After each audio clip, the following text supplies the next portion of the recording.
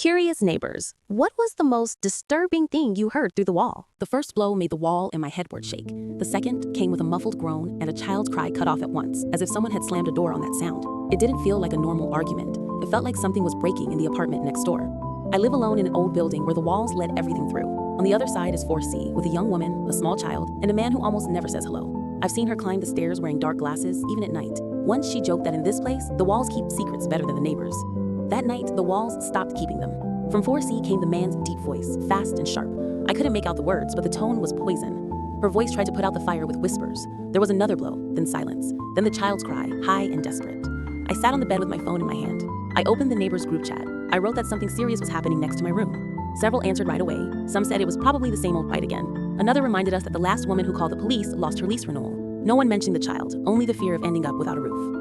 Soon after, I got a direct message from the building manager. He said he knew about the situation, that the woman always said she was fine, and that it was a delicate matter. He asked me not to get involved and to think about my record as a new tenant. He finished by saying that good headphones solved more problems than a report. It was a threat, wrapped in politeness. While I read, the wall shook again as if someone had been shoved against it. I heard the woman with a broken voice, promising that no one would find out and begging for calm. The child was crying farther away. The man's voice rose and said that in this building, no one called anyone because we all depended on the same roof. He didn't say my apartment number, but it sounded like he was pointing at me. I thought about turning up a show and pretending I didn't hear, about my tight salary that barely pays this rent, and how easy it would be for the manager to label me a troublemaker. I remembered my mother saying that every home is its own world and that you shouldn't interfere. But the child's crying became uneven, as if he was running out of strength, and my fear started to feel like a cheap excuse.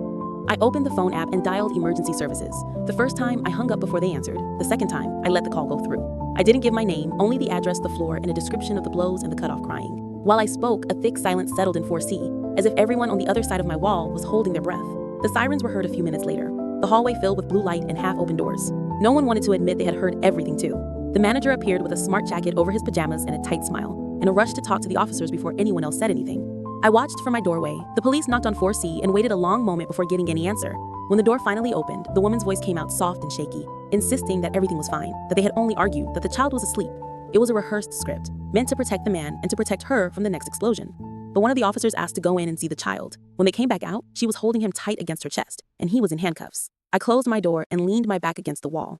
My anonymous call had made more noise than all the blows I just breathed.